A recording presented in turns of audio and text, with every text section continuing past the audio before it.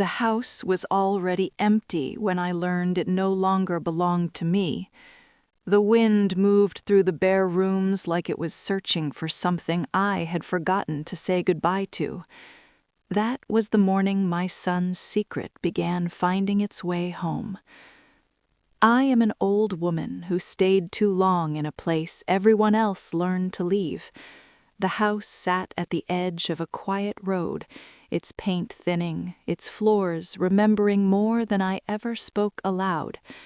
My son had grown up here, then gone quiet in the way some men do when they are carrying too much. When the papers were signed without my name, I thought the loss was finished. I didn't yet know the house had one last truth to return. The gravel shifted under my tires the way it always had, soft, patient, like it knew me. I turned off the engine and stayed where I was, hands resting on the steering wheel, listening to the ticking sound as the car cooled. The house stood ahead of me, pale in the late morning light. Its windows were bare now, no curtains, no movement. It looked like a face after crying, washed clean but still tired. The air felt thinner, like something had already left. I told myself I was just tired from the drive.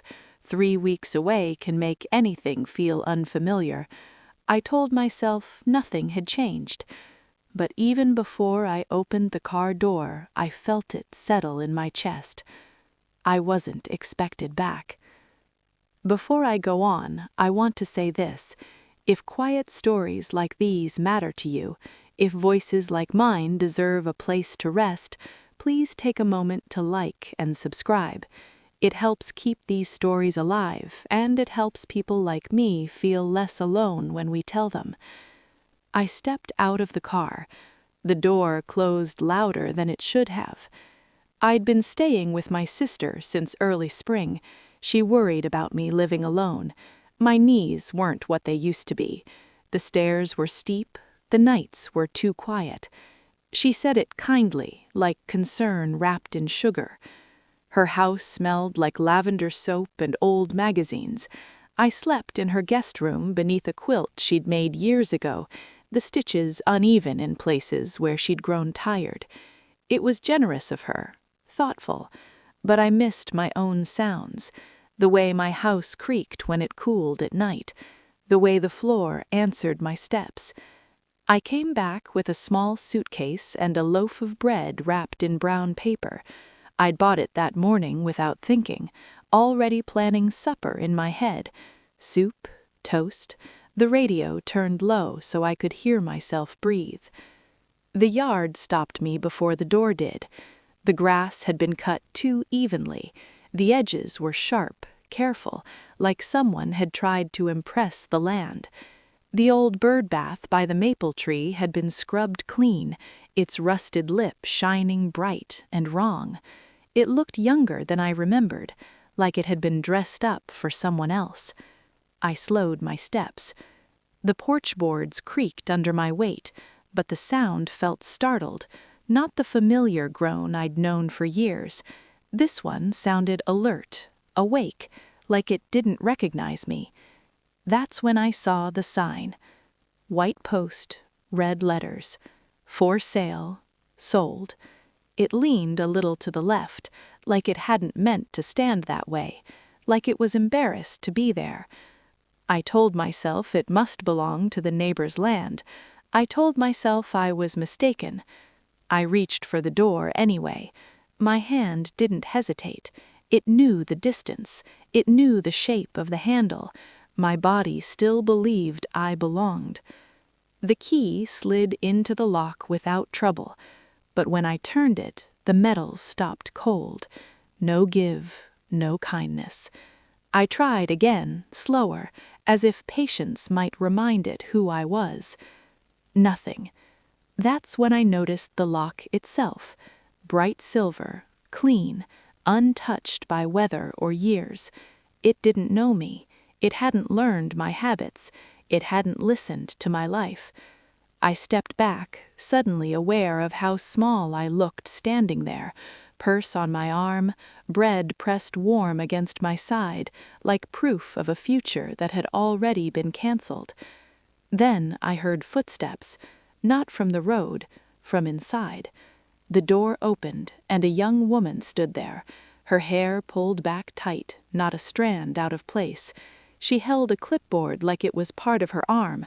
Her smile came quickly, then slowed when she saw my face. "Oh," she said. "I'm sorry. Are you—" "I live here." Or maybe I meant I used to. Her eyes shifted. She didn't look at me right away after that. "I'm with the agency," she said, lowering her voice. "The house was sold." Sold. The word didn't land. It floated between us, thin as dust. "I think there's been a mistake," I said. My voice sounded older than it had that morning. A man stepped into view behind her, tall, polite, jacket too warm for the weather. He held a folder like it could protect him from what he was saying. "No mistake, ma'am," he said gently. "The sale closed weeks ago." Weeks. I looked past them into the hallway. It was empty. No runner rug, no clock ticking above the doorway. The walls looked wider without the things that had leaned against them for years. The house felt hollow, like a body after breath leaves it. They spoke the way people do when they believe they're being kind. Slow, careful, professional. Every word placed neatly where it couldn't hurt them. They explained the paperwork, dates, signatures, everything done properly, legally. My son's name was on every page. Mine wasn't anywhere. "He said you were staying with family, that you knew." I nodded before I meant to. My body agreed before my heart had time to catch up. The man asked if I needed to sit down, offered me water. I said no. Instead, I asked one thing. "May I go inside?" They exchanged a look that told me the answer before it arrived. "I'm afraid not," the man said. "The property's already been cleared." Cleared. Like land after a fire. Like a table after supper. I thanked them. The word slipped out of me the way it always had. Habit, training, years of being polite when it hurt. I turned away from the house, bread still warm, purse heavy with keys that no longer belonged to anything. Halfway down the steps, I stopped. I rested my hand on the railing. The wood was smooth there, polished by years of palms. Mine, my son's, strangers who had once been friends. I wondered how long the house had known, how long it had stood quiet while decisions were being made inside it, and why my son, who once told me everything, had chosen silence this time. I didn't get back into the car right away. I walked, instead, down the familiar road that suddenly felt borrowed. The gravel shifted beneath my shoes, steady and patient. Behind me, the house stayed still. At the bend in the road, I turned once more. The sign leaned the same way it had before, ashamed, apologetic. I thought of my son as a boy, running barefoot through that yard, calling for me when he fell. He always came home then. Always. I tightened my grip on my purse, not for what it held, but for what it didn't. The road stretched ahead, quiet and ordinary, life continuing without asking if I was ready. Behind me, the house kept its silence, holding whatever answers it hadn't finished giving back yet. I didn't plan on asking to go back inside. The words came out of me before I had time to weigh them. "Just a few minutes," I said. My voice sounded careful, smaller than I felt. The woman hesitated. She looked at the man. He looked at the clipboard. Rules before memory. But something in my face must have slowed them down. "All right," he said finally. "A few minutes." He stepped aside, and the doorway opened again. Not wide, not welcoming, just enough. I crossed the threshold the way you do when you're not sure you're allowed to touch anything anymore. The air inside was cool and still. Empty has a sound to it, I've learned. A faint echo that follows you even when you don't speak. My shoes made noise on the floor. Too much noise, the kind you hear in buildings that are no longer lived in. Each step felt like an announcement. The hallway stretched longer than it used to, without the runner rug, without the coat hooks and the old mirror I used to straighten my hair in. The space felt undecided, like it didn't know what it was meant for now. Light came in through the front window and spread across the floor in a wide, pale shape. Dust floated through it, slow and patient. That dust had always been there. It comforted me to see it still knew where to settle. The living room was stripped bare. No couch, no side table, no lamp by the chair where I used to read.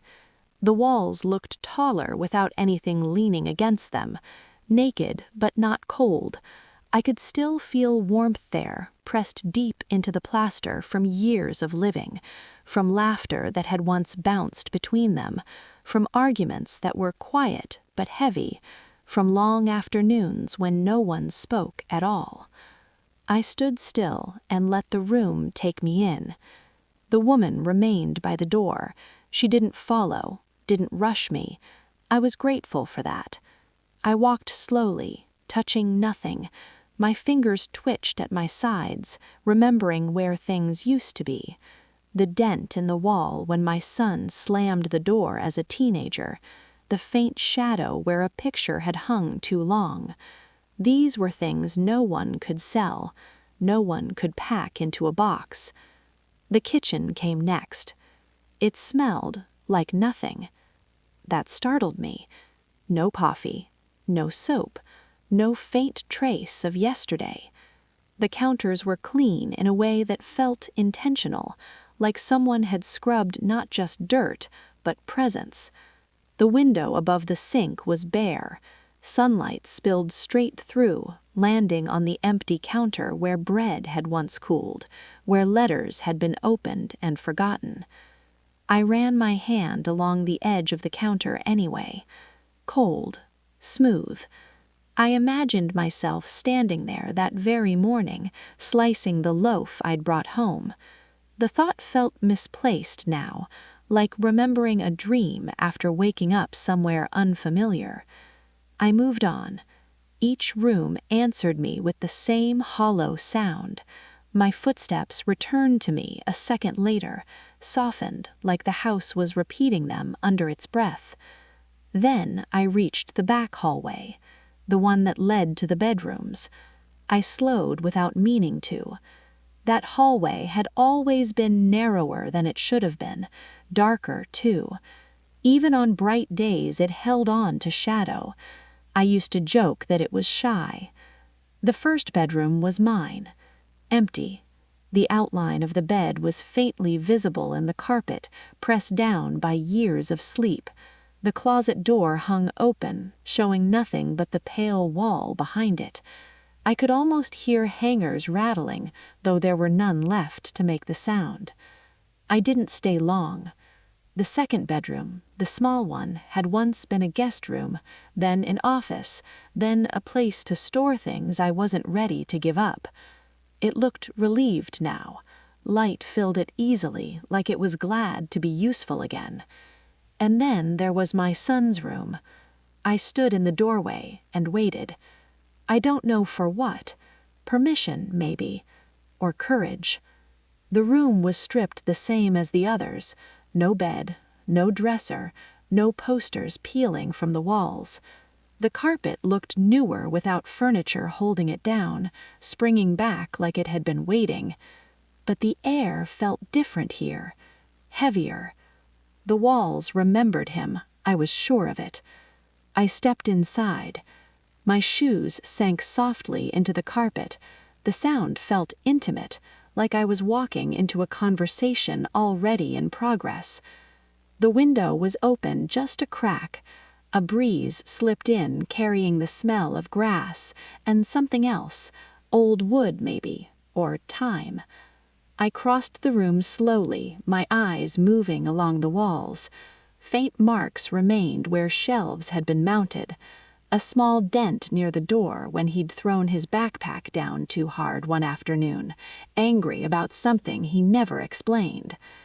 And then I saw it, the floorboard, near the far wall, just beside where his bed used to sit. It lifted slightly at one corner, the way it always had, barely noticeable if you didn't know to look, but I knew. I smiled without realizing it. That board had been stubborn for years. We'd tried to fix it once after he complained it creaked when he stepped on it at night. My son had hammered and cursed, then finally given up, declaring it part of the house's personality. It had lifted at the corners like it wanted to speak. I walked toward it, slower now. Each step felt heavier, like the floor was asking me to be careful. I stopped just before it. Everything else was gone. Every drawer emptied, every surface cleared.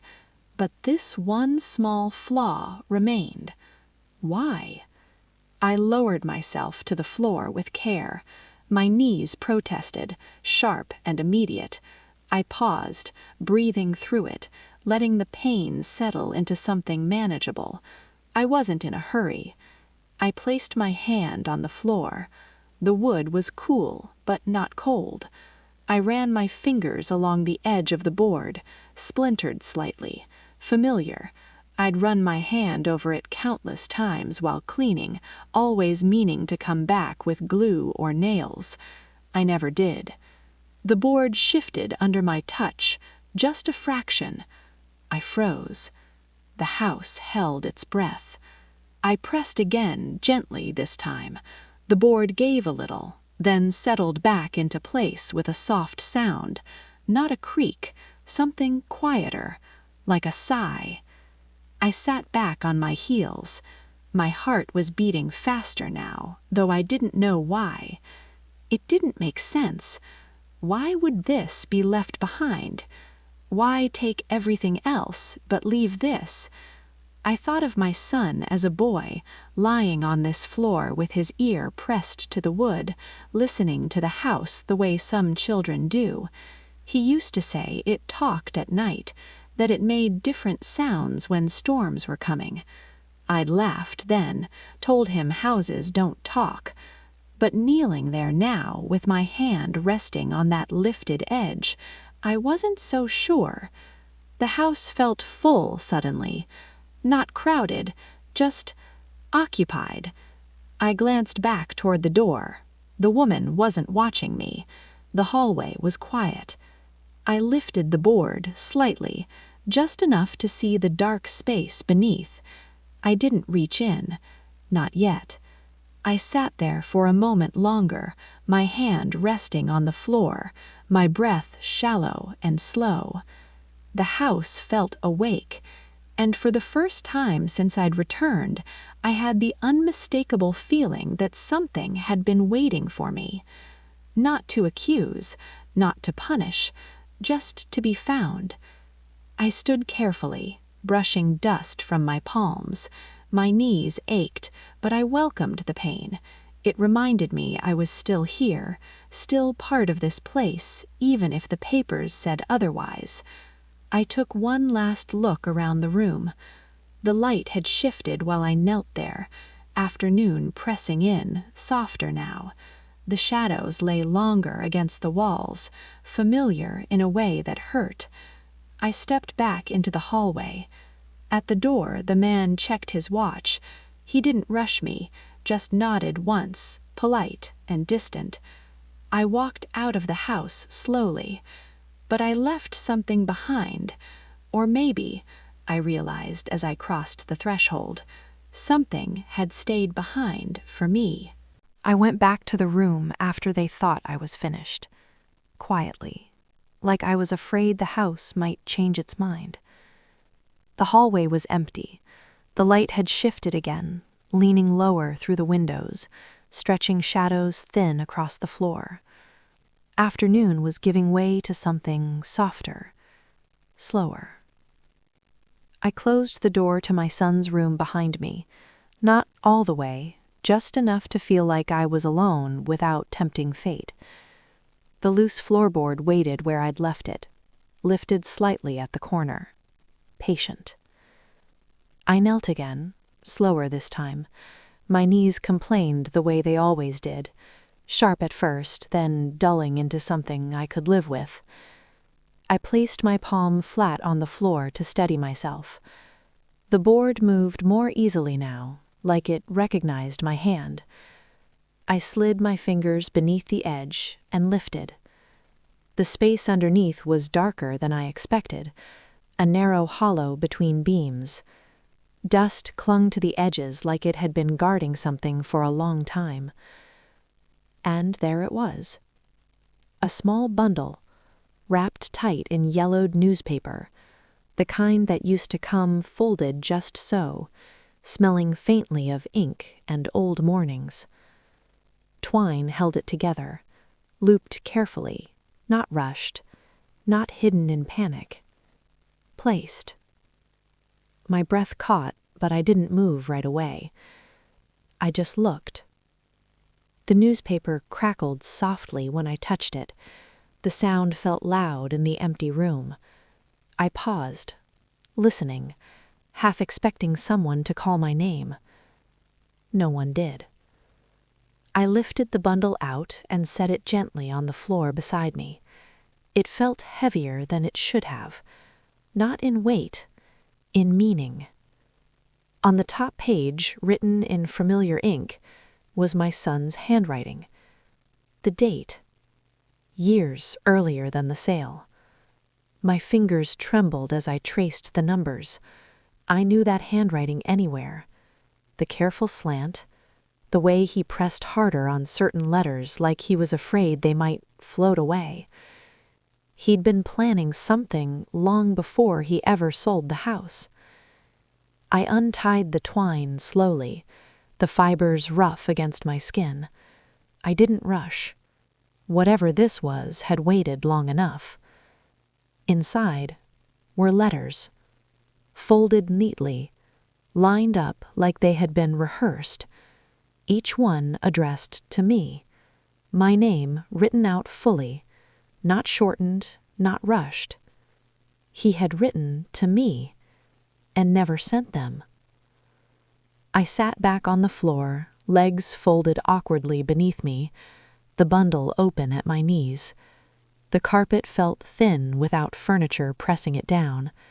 I could feel the hardness of the floor beneath it, grounding me. The first letter was dated years ago, a time when I thought everything was still fine, when his phone calls had been regular, when his voice hadn't yet learned how to avoid certain subjects. I unfolded it carefully. The paper was soft from being handled, not by time alone, by him. Ma, I don't know how to say this out loud, so I'm writing it instead. I stopped there. Just that line was enough to make my throat tighten. He wrote the way he always spoke when he was trying to be brave, plain, direct, no extra words to hide behind. Each page carried an apology he'd never spoken, not dramatic, not desperate, just steady remorse laid out carefully, like he was afraid sudden movement might break something.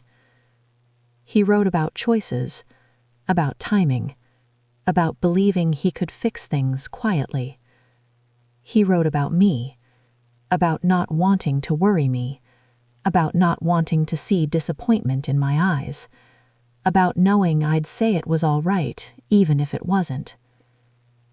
I turned page after page, my hands moving automatically now, my eyes scanning, then slowing, then stopping when the words pressed too close to my heart. The light in the room shifted again. The sun dipped lower, turning the air golden, then gray. Dust motes drifted lazily through the beam near the window, unbothered by what I was learning. One letter was shorter than the others. No date, just a few lines. I keep thinking if I stay quiet long enough, it won't hurt you. I know that isn't true. I just don't know another way. I lowered the page to my lap. The room felt smaller now, or maybe fuller, like the walls had leaned in to listen. I thought of all the times he'd called and asked about my day, careful not to say anything about his own, the way he'd changed the subject when I asked about work, about money, about why he sounded tired all the time. I thought of the sale, the silence, the suddenness. It hadn't been sudden at all. He'd been carrying this for years. Another letter slipped free from the stack and landed face down on the floor. I turned it over. This one was addressed to me in the same careful handwriting, but the tone was different. He sounded older, tired in a way that sleep doesn't fix. He wrote about consequences, about debts that weren't just money, about believing the house could close a chapter cleanly. If the house goes, he wrote, maybe the rest can stay buried. Buried. The words settled into me slowly. I looked back at the open floorboard, the dark space beneath it, the care with which everything had been wrapped and hidden. He hadn't been running. He was protecting. Me, he thought. I read until my eyes burned and the light in the room thinned to blue, until my letters blurred together and my fingers ached from holding paper too tightly. When I finished the last one, I didn't fold it back up. I sat there on the bare floor, letters spread around me like fallen leaves. The window darkened, evening pressed gently against the glass. I imagined him kneeling here years ago, lifting that same board, placing these pages beneath it, tying the twine, smoothing the paper, believing that was enough, believing silence could hold. My chest hurt, but not in the sharp way I expected. It was deeper than that, heavier. What had he been so afraid to tell me? What had he been trying to protect me from all this time? The house didn't answer, but it didn't feel empty anymore. I gathered the letters slowly, stacking them back in order, not to put them away, just to hold them together. My son's words, his careful truths. Outside, I could hear a car pass on the road, life continuing, unaware. I tucked the letters against my chest and stayed where I was, sitting on the bare floor of a room that remembered him better than anyone else ever had. Whatever he hid here wasn't meant to disappear. It was meant to wait. And now that I had found it, I knew one thing for certain. This was only the beginning of what he never finished telling me. The cold met me before the questions did. It slipped into my sleeves, settled against my wrists, reminded me that the day had moved on without asking my permission. I stepped out of the house slowly, the door closing behind me with a soft, final sound that felt heavier than it should. The yard was quiet. Too quiet.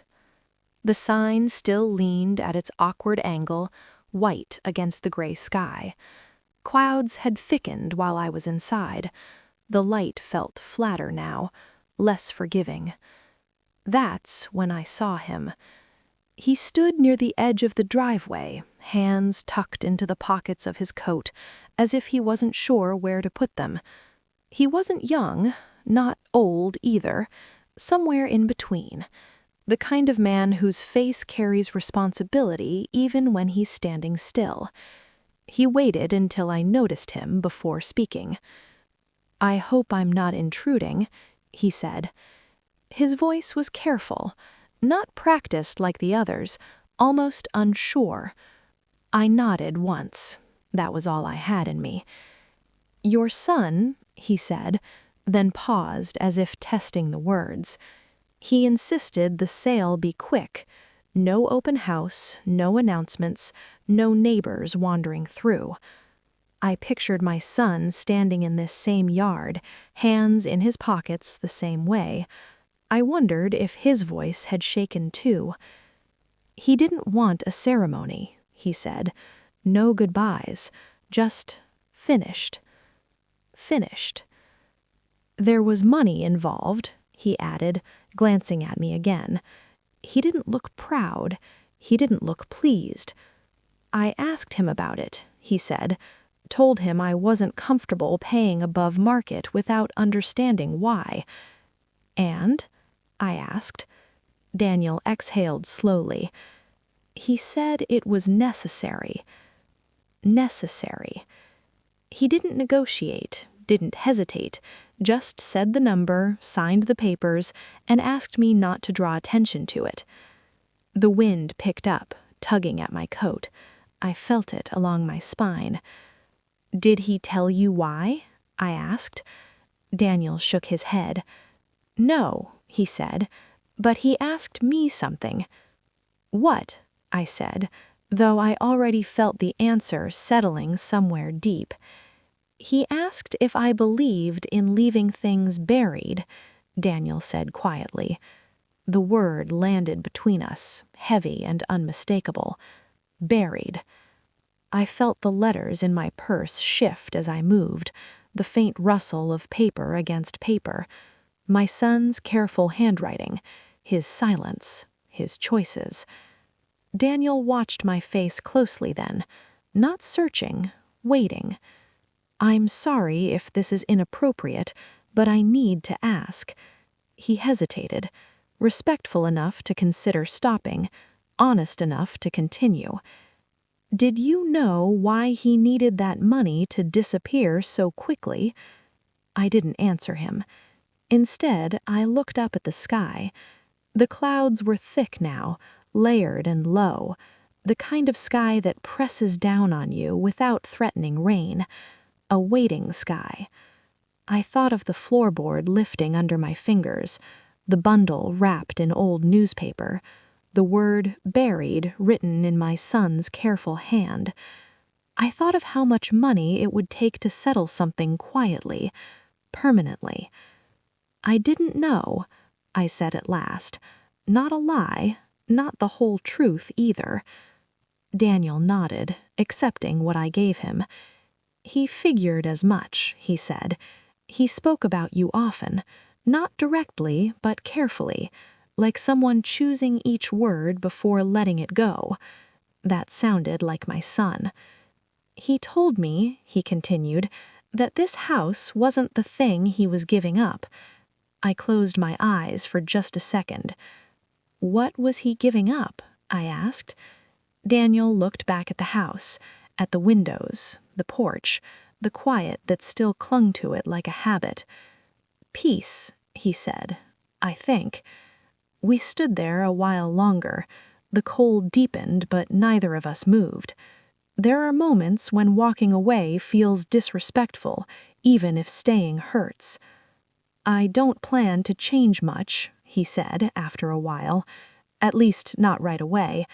I know it's just a building now, but it mattered to him. That counts for something." "It does," I said. He nodded once, then reached into his coat pocket. He pulled out an envelope and held it out to me, unsure. "This was left for you," he said. "He asked me to give it to you if I ever saw you." My hands shook as I took it. The envelope was thick, heavier than paper alone should be. My name was written across the front in the same careful script as the letters under the floor. "I didn't open it," he added quickly. "Didn't feel like my place." "Thank you," I said. He stepped back then, giving me space, respecting the moment. "I'm sorry," he said again, not out of obligation, out of understanding. I nodded, unable to find words that fit. Daniel walked toward The cold met me before the questions did. It slipped into my sleeves, settled against my wrists, reminded me that the day had moved on without asking my permission. I stepped out of the house slowly, the door closing behind me with a soft, final sound that felt heavier than it should. The yard was quiet. Too quiet. The sign still leaned at its awkward angle, white against the gray sky. Clouds had thickened while I was inside. The light felt flatter now, less forgiving. That's when I saw him. He stood near the edge of the driveway, hands tucked into the pockets of his coat, as if he wasn't sure where to put them. He wasn't young, not old either, somewhere in between. The kind of man whose face carries responsibility even when he's standing still. He waited until I noticed him before speaking. "I hope I'm not intruding," he said. His voice was careful, not practiced like the others, almost unsure. I nodded once. That was all I had in me. "Your son," he said, then paused as if testing the words. He insisted the sale be quick. No open house, no announcements, no neighbors wandering through. I pictured my son standing in this same yard, hands in his pockets the same way. I wondered if his voice had shaken too. "He didn't want a ceremony," he said. "No goodbyes, just finished. Finished." "There was money involved," he added, glancing at me again. He didn't look proud. He didn't look pleased. "I asked him about it," he said, told him I wasn't comfortable paying above market without understanding why. "And?" I asked. Daniel exhaled slowly. "He said it was necessary." Necessary. He didn't negotiate, didn't hesitate, just said the number, signed the papers, and asked me not to draw attention to it. The wind picked up, tugging at my coat. I felt it along my spine. "Did he tell you why?" I asked. Daniel shook his head. "No," he said, "but he asked me something." "What?" I said, though I already felt the answer settling somewhere deep. "He asked if I believed in leaving things buried," Daniel said quietly. The word landed between us, heavy and unmistakable. Buried. I felt the letters in my purse shift as I moved, the faint rustle of paper against paper. My son's careful handwriting, his silence, his choices. Daniel watched my face closely then, not searching, waiting. "I'm sorry if this is inappropriate, but I need to ask." He hesitated, respectful enough to consider stopping, honest enough to continue. "Did you know why he needed that money to disappear so quickly?" I didn't answer him. Instead, I looked up at the sky. The clouds were thick now, layered and low, the kind of sky that presses down on you without threatening rain, a waiting sky. I thought of the floorboard lifting under my fingers, the bundle wrapped in old newspaper, the word buried written in my son's careful hand. I thought of how much money it would take to settle something quietly, permanently. "I didn't know," I said at last. Not a lie, not the whole truth either. Daniel nodded, accepting what I gave him. "He figured as much," he said. "He spoke about you often, not directly, but carefully, like someone choosing each word before letting it go." That sounded like my son. "He told me," he continued, "that this house wasn't the thing he was giving up." I closed my eyes for just a second. "What was he giving up?" I asked. Daniel looked back at the house, at the windows, the porch, the quiet that still clung to it like a habit. "Peace," he said, "I think." We stood there a while longer. The cold deepened, but neither of us moved. There are moments when walking away That night, the house I slept in wasn't mine. My sister had gone to bed early. I could hear her breathing through the thin wall, steady and kind, the sound of someone who believed the day had ended the way it was supposed to. I waited until the hallway light was off, until the television downstairs clicked into silence. Then I turned on the lamp beside the couch, just one. Its light pooled small and yellow, barely touching the corners of the room. Everything beyond it stayed in shadow, as if the darkness was being polite, giving me space. I took the letters from my purse and placed them on the coffee table. The paper looked older now than it had earlier that day, like it had aged in my hands. I sat down slowly. My joints ached in the way they do at night, when the body remembers everything it carried during the day. I didn't rush them. Pain and I have learned how to share space. The lamp hummed softly. I picked up the first letter again, even though I already knew what it said. I had read them once on the floor of my son's room, light slipping away as if it didn't want to witness too much. But reading them there had felt like discovering something fragile. Reading them now felt like accepting something heavy. His handwriting filled the page in that careful way of his. Not neat exactly, but deliberate. Each word placed as if he'd tested it first in his head. "I made a mistake when I was young," one letter began. "You raised me better than that, and I think that's why it's taken me so long to write this." I paused. Outside, a car passed on the road, its headlights sweeping briefly across the window, then gone. He never named the mistake. That struck me more each time I read.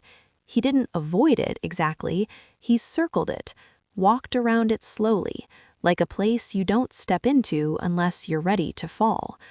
He wrote about consequences, about how some things don't show their weight right away, how they wait, how they grow heavier with time, not lighter. "I thought if I worked hard enough," he wrote, "if I stayed quiet and did everything right after, it would balance out." I turned the page. Another letter spoke about fear, not of punishment, not of being caught, but of me. "I couldn't stand the thought of seeing it in your eyes," he wrote, "that look you get when you're trying to forgive someone before they finished speaking." My throat tightened at that. He knew me too well. I had always believed love meant being honest, saying things out loud even when they hurt. I'd taught him that, or thought I had. But here he was, writing proof that he'd learned something else instead. The lamp flickered once, then steadied. I reached out and touched its base, grounding myself in something solid. He wrote about money next. Not greed, not comfort, obligation. "It's not just about me anymore," one letter said. "There are people who want this closed, clean." Closed? Clean? I felt a chill then, even wrapped in my sweater. The room seemed to lean in closer, listening the way my house used to at night. He never explained who those people were. He didn't have to.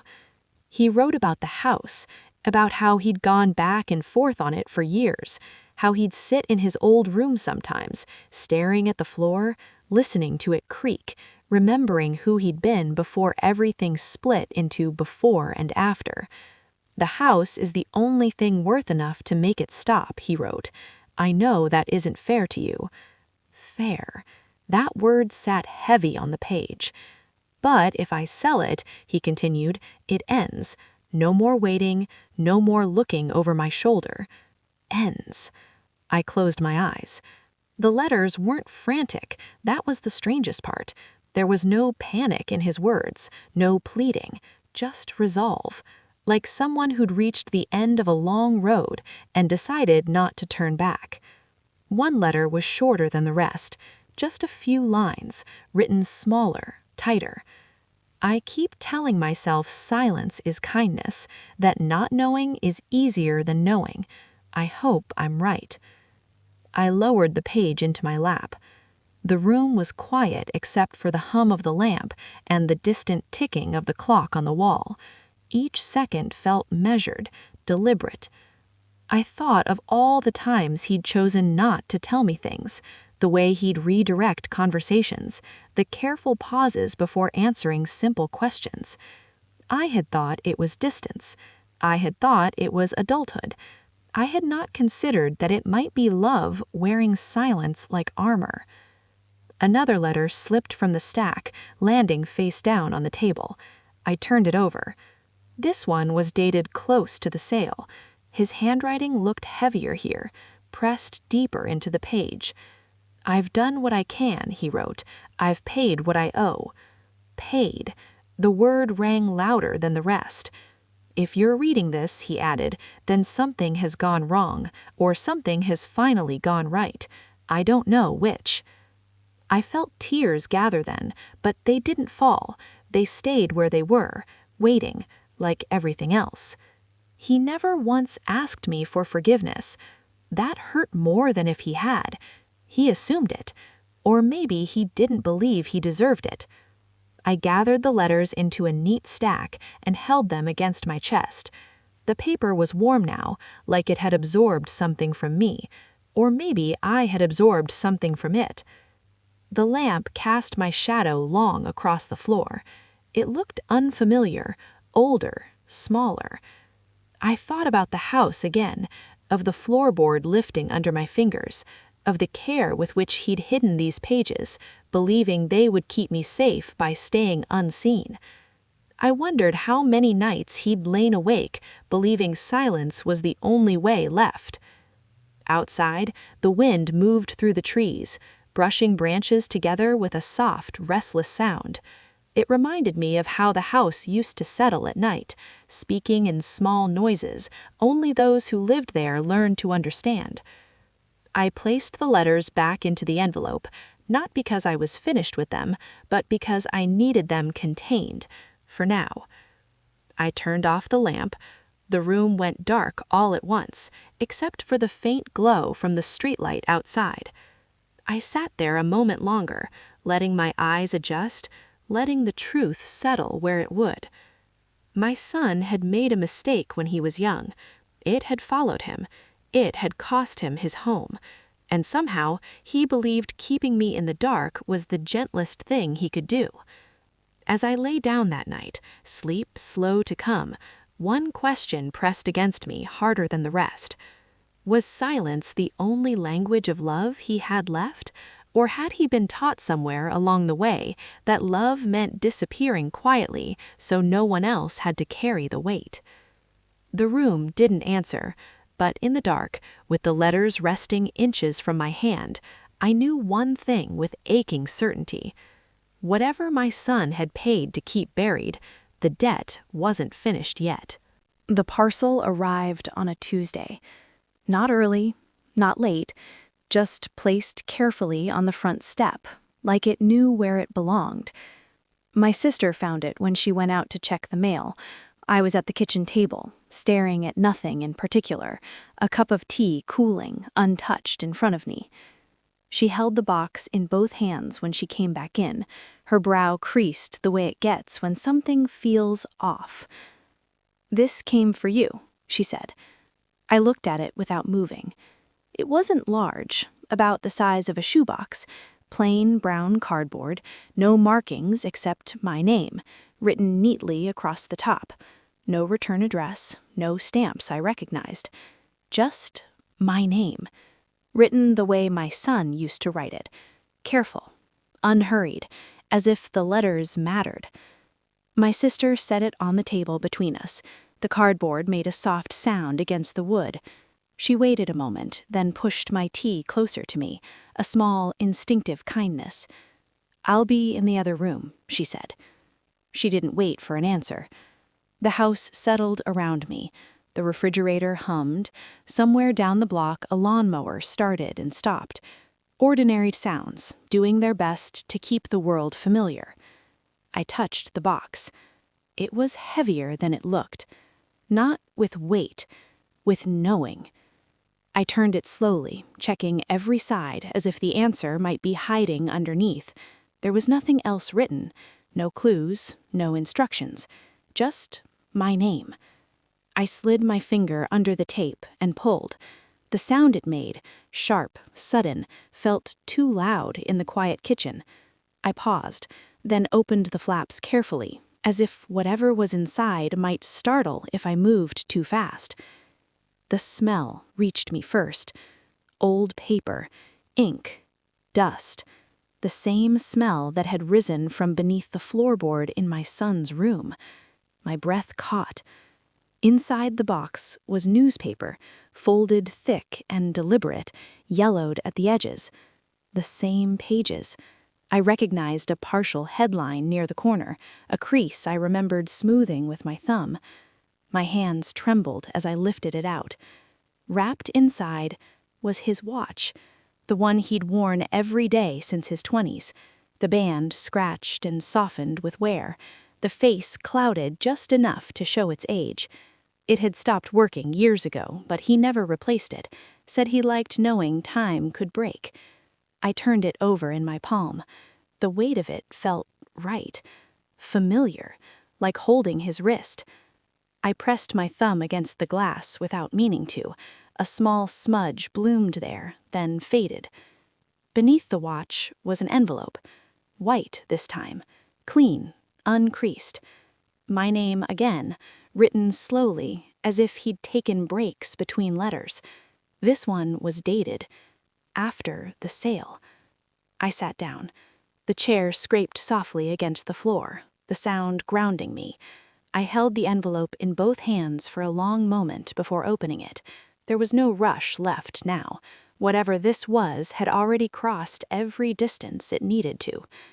The paper inside was crisp, newer than the others. His handwriting was the same, but steadier somehow, less circling, fewer pauses. He had decided something. "Ma, if this reaches you, then I finally did what I couldn't before." I stopped there. Outside, a car door slammed. Someone laughed. Life went on, unaware of how narrow my world had just become. "I told myself for years that keeping quiet was the same as protecting you," he wrote. "I don't believe that anymore." I exhaled slowly. The letter didn't apologize the way the others had. It didn't explain itself into circles. It spoke plainly, like a man who had run out of places to hide. Some things don't stay buried. They move.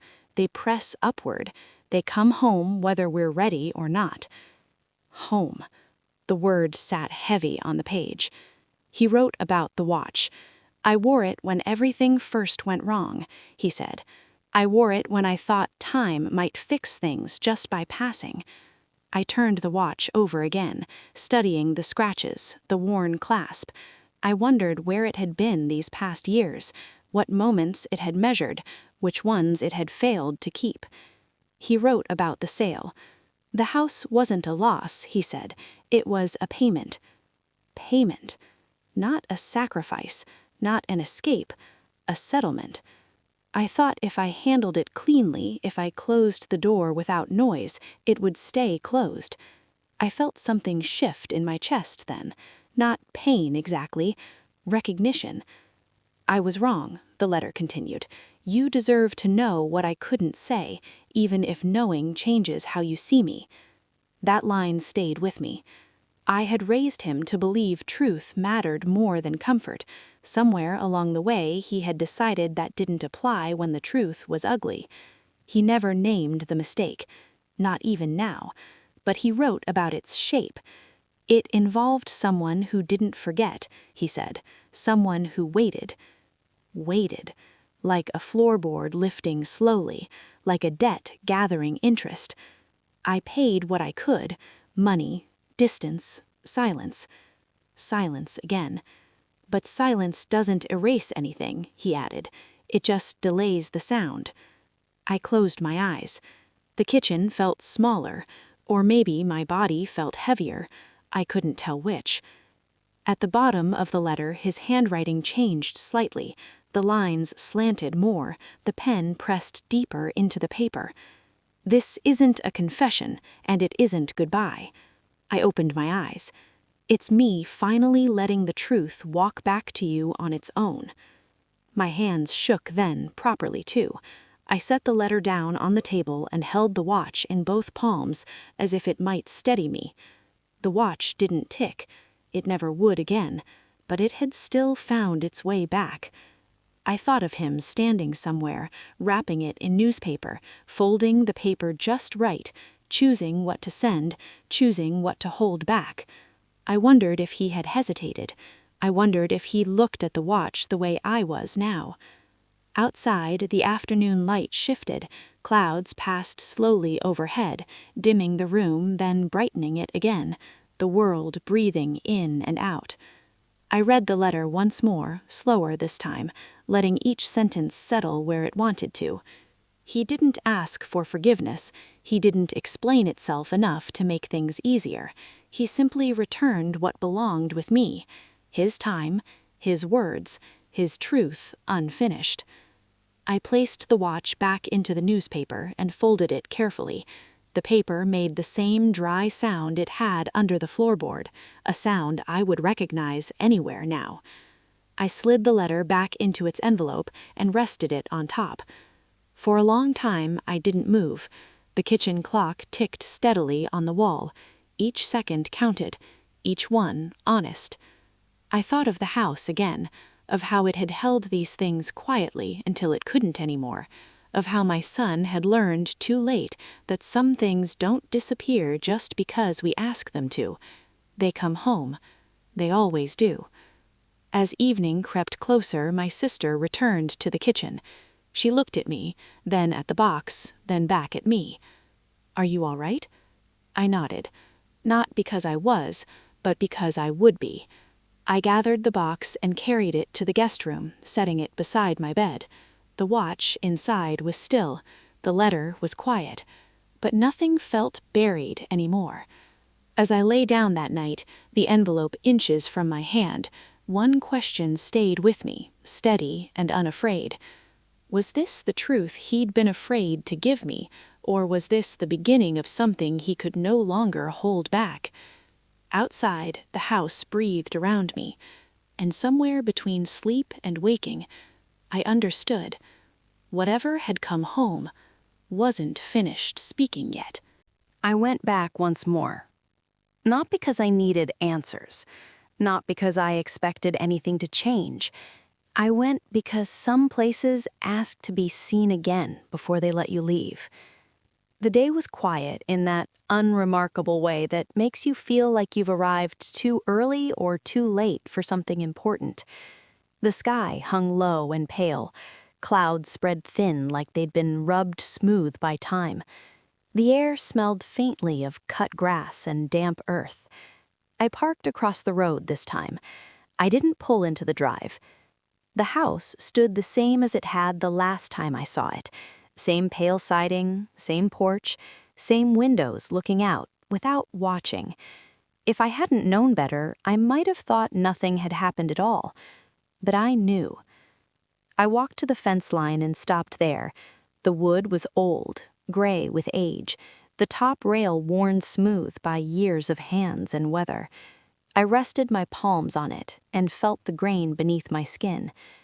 The yard stretched between me and the house, open and empty. No furniture, no toys, no traces of the life that had once moved across it in every season. The new owner was inside.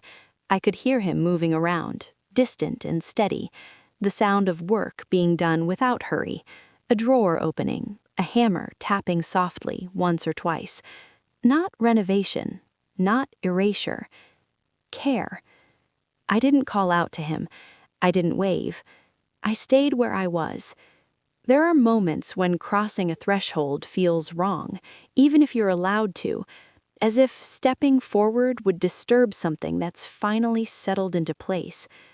The wind moved through the trees, stirring the branches overhead. Leaves brushed against one another with a soft, familiar sound, the kind of sound you stop noticing after a while, until you don't hear it anymore. I stood there longer than I meant to. My breath slowed. My shoulders dropped. The anger I'd been carrying, that sharp, restless kind, was gone. I noticed its absence the way you notice a pain has stopped, only after you've adjusted to it being there. In its place was something quieter, heavier, understanding, maybe. I thought of my son at different ages, a boy with dirt on his knees, holding a broken toy like it was beyond saving, a teenager slouched in doorways, pretending he didn't care who was watching, a grown man speaking carefully, choosing words the way you choose steps across thin ice. I realized then that the house had never been the thing he was giving up. It had only been the price, the payment he knew how to make. I drew a slow breath and did the one thing I hadn't yet allowed myself to do. I said his name, out loud, not loudly, not as a call, just spoken. The sound of it moved into the open air and stayed there. It didn't echo, it didn't fade right away. It simply rested, carried gently by the breeze. I said it again, this time without the weight in my chest tightening. No anger rose up to meet it, no bitterness. Only a tired kind of love, the kind that knows people don't always become who we hoped, but they are still ours. The house didn't respond. It didn't need to. I thought of the letters, the watch, the careful choices, the silence he believed was kindness. I wondered how many times he'd spoken my name in that house without me hearing it, how many apologies had lived only in the quiet. I leaned forward slightly, resting my forearms on the fence, letting my weight settle. Forgiveness, I realized, doesn't always look like reconciliation. Sometimes it's acceptance with no one left to receive it. Sometimes it's just a release. The man inside the house moved closer to the front window. I caught a glimpse of him there, wiping his hands on a cloth, pausing to look out at the yard as if he were trying to understand what it had once held. He didn't see me. That felt right. I stayed a little longer, saying nothing now, letting the space hold what it needed to. Then I stepped back from the fence. The house remained where it was, solid, quiet, no longer asking anything of me. I turned toward my car and walked away without looking back this time. As I reached the door, one thought followed me, not sharp, not heavy, just honest. If forgiveness doesn't need an audience, maybe love never did either. And somewhere behind me, the house stood still, listening to a name that had finally been spoken aloud. I left the road without turning around. The car followed it for a while. Then the bend came, gentle and familiar, and the house slipped out of sight. I didn't slow down. I didn't feel the pull I thought I might. Some goodbyes don't need witnesses. Some endings ask only to be respected. The drive back was quiet, not the heavy kind, just still. Fields passed by, pale and waiting. A few birds lifted from the roadside and settled again farther down, unbothered by my going. The sky softened as the afternoon leaned toward evening, light thinning into something calmer. When I arrived, my sister's house looked the way it always had, solid, patient, unconcerned with the weight I carried inside. I let myself in and closed the door gently behind me. The sound felt right. I went to the guest room and sat on the edge of the bed for a moment, listening. The house breathed around me, pipes ticking, a clock marking time without urgency. I took out the watch first. It fit in my palm the way it always had. I walked to the dresser and opened the top drawer. Inside were old photographs, creased edges, soft corners. My parents on their wedding day, my son as a toddler, barefoot in the grass, laughing at something I couldn't remember anymore. I laid the watch beside them. Not displayed, not hidden, just placed. Time didn't need fixing. It only needed somewhere to rest. Then I took out the letters. I found a box in the closet. Nothing special, just cardboard, sturdy enough. I placed the letters inside, stacked neatly, not buried under anything else. I closed the lid without sealing it. They didn't need to be sealed. The secret had come home, yes, but it hadn't asked me to carry it alone. It had simply asked to be acknowledged, to be allowed to exist, without silence pressing down on it anymore. I stood there for a while, my hand resting on the box, feeling its quiet weight. It felt contained now, not because it was smaller, but because it was honest. As evening settled, the light in the room shifted. The window filled with blue, then gray. Somewhere in the house, my sister moved softly, giving me space without naming it. The silence felt different, lighter, almost kind. I sat on the bed and let my shoulders drop. For the first time in a long while, I wasn't bracing myself for what might surface next. There was no more waiting for the floor to lift, no more listening for what hadn't been said. Everything that needed to come back had done so. I thought of my son, not as the man who left, or the man who hid, but as the boy he had been when he first learned how to tell time. The way he'd held the watch up to his ear, convinced it was alive because it made noise. Maybe we're all like that in the end, listening for proof that something still moves, even after it stops working the way we expected. I lay down and closed my eyes. The night didn't rush in. It arrived slowly, respectfully, like it understood. And in that quiet, for the first time since my son left, I felt it. Not closure, not relief, but rest.